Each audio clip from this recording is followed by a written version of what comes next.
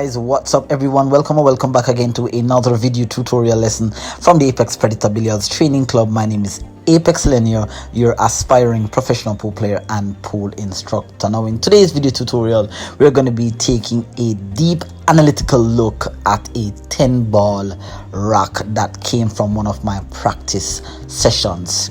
I'm going to be walking you through my thought process about my decision making, of course, my cue ball control, the things that I'm thinking about, how I approach the rack, and just in general how I'm using all my experience here to play a rack with one of my most favorite and my most worthy adversary, the Apex Ghost. So we're gonna jump right into the video, but of course, if this is the first time here on the channel, do not forget to smash that subscribe button below, turn on your post notification bell, of course leave some positive questions and comments, and if you're getting any sort of value from this video, please go ahead and smash the like button. So let's jump right into the rack, and we're going to be looking at the rack step by step. Here we go. All right guys, so one of the most important aspects of building one's pool game to a very high level is the ability to have a strong,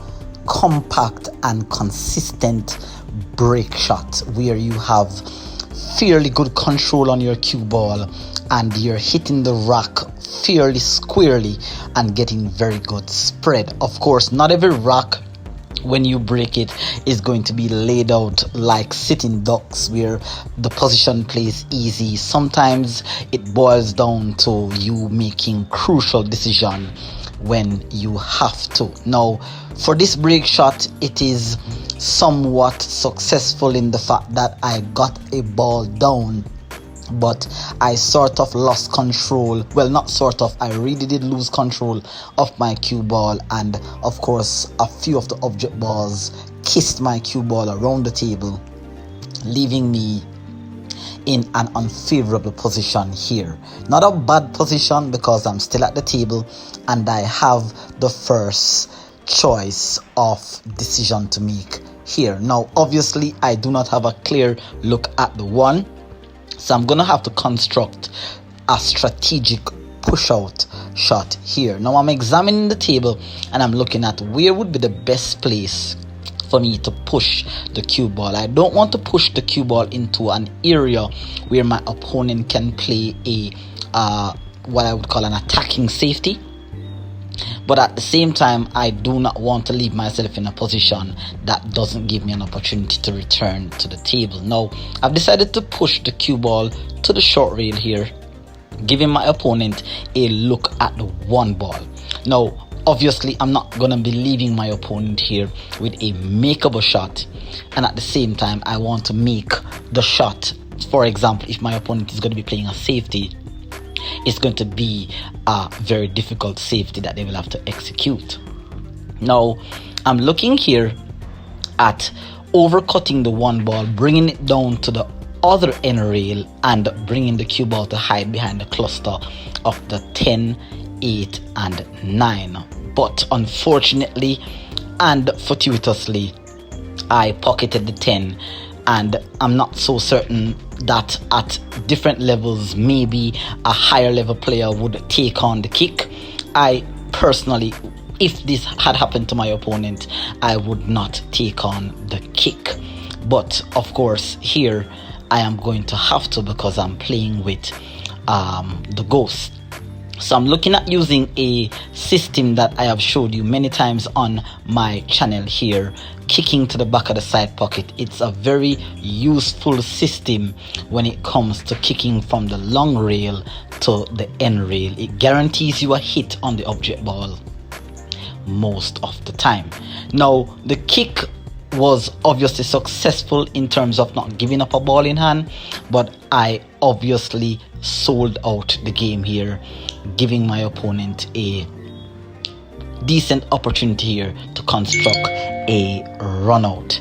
Now I have a really tough pot here on the one, and what's making the pot on the one difficult is the fact that I have to get into a very slim position here with the cue ball. Now I only have this very exact area to land the cue ball in, because the cue ball was heading away from the positional zone, so speed control on that shot would have been very crucial. Another inch or two, I would have hidden myself behind the 4 ball here, and of course I was fortunate enough to land nicely here on the 2. Now the 3 ball is nicely placed near to the bottom right pocket here, so if I can pocket this 2 ball here and come off 2 rails, just creating some sort of angle here to get back onto the 4, that would be ideal, and I land fairly good on the 3. Now I had just took a look at, can the 8 ball pass into the bottom left pocket here, and it in fact can. Now I have a really awkward angle here on the 3. I don't really want to leave myself too much of any difficult shot. If I have to, I will, but here I'm just looking at drawing the cue ball back down near to the 5 and just giving myself a look at the 4. Again, I'm not really convinced that that was the best positional play. Let me know in the comment section, guys, if you thought that maybe I could have done something else. We are here to learn from each other. I'm here to share my experiences with you, and I'm of course willing to take tips and advice from you here, my audience, who may be at a higher level than I am. But I definitely wasn't satisfied with that positional play, but I have to make do with what I have done. In pool, you make mistakes and you have to come up with creative ways of getting the out. Now obviously I have a pot here on the 4, a little bit jacked up because the cue ball is near to the rail, and in fact the cue ball's natural path is heading into the 10, so I'm gonna have to negotiate the carom onto the 10 and hoping that I stay in position, and that was a really good shot there.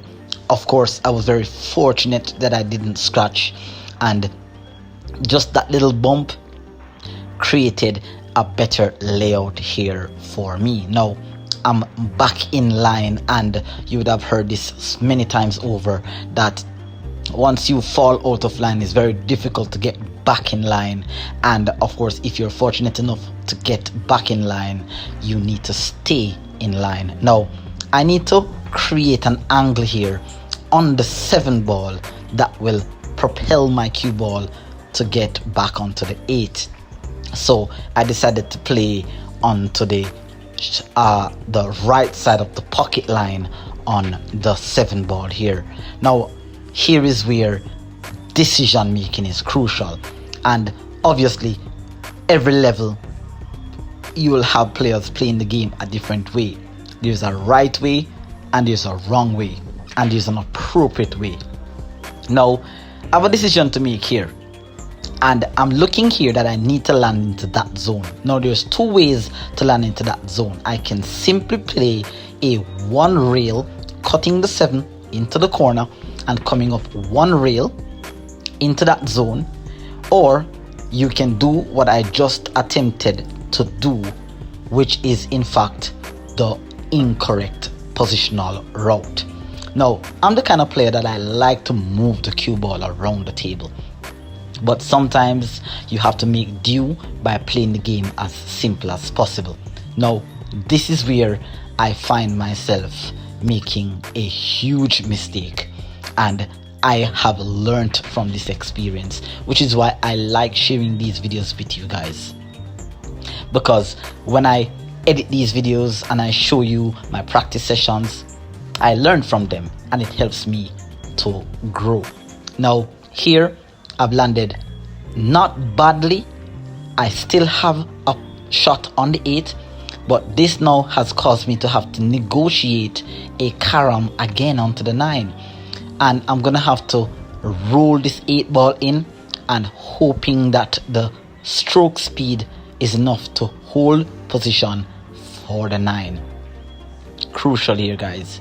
So you can see there, nicely, barely got it down, just enough speed to get it down onto and hold position, and again because I fall out of line from the 7 to the 8, I'm now out of line on the 9. Now I have a bank on the 9 and I have a back cut onto the 9. The back cut is difficult because I have to, of course, keep control of my cue ball. This table plays very bouncy and it plays really fast, so sometimes it's very difficult to keep control of the cue ball. And obviously this is not a high intense match, this is just a practice session, so of course I'm going to be applying some of the things that I've learned, and I'm using the rolling cue ball bank system here. I'll leave a link in the description how you can able to bank shots like these, knowing how and where to aim on the rail when you're using a rolling cue ball. So I was successful in the bank, but again falling out of line position. Now I have a standard bank here on the 10, and obviously the video is not complete. I missed the shot. As to how I missed the shot, you can see clearly that I'm overthinking the bank, I'm over calculating. I really should have just gotten down, find the measurement and just bank it. And here I try to use the same system that I just used to bank the 9 by rolling the 10 ball, and it picked up a bit too much follow, obviously allowing the 10 ball to touch the end rail. So it's an unsuccessful rack in terms of the run, but of course I learned something from this, and I do hope that you too also learned something from this. So even though I wasn't successful in you seeing a complete run out, my position play was of course improved. I got some experience there. I learned what not to do the next time and what to do in this situation if it ever comes up again. All right, so I do hope that you enjoy my content. Do take care, and I'll see you in the next lesson. Until then, continue practicing and stay. 10 ball break and run analysis coming up next video.